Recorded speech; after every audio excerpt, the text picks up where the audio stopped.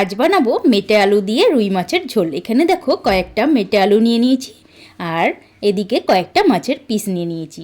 এগুলোকে নুন হলুদ মাখিয়ে বেশ ভালোভাবে ভেজে তারপর তুলে নেব। তুলে নিয়ে এই কড়াইয়ের মধ্যে গোটা জিরে ফোড়ন দিয়ে দেবো পেঁয়াজ কুচি আর আদা বাটা। এগুলোকে আমি একসাথে কিন্তু ভেজে নেব।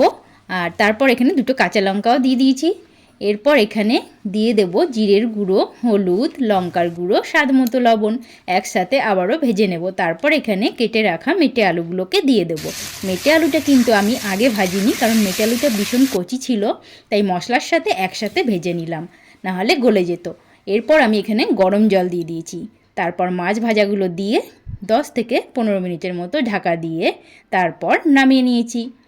তো রেডি দেখো আজকের আমার এই মেটে আলু দিয়ে রুই মাছের ঝোল। এইভাবে মেটে আলু রুই মাছ দিয়ে রান্না করলে কিন্তু ভীষণ ভালো লাগে খেতে।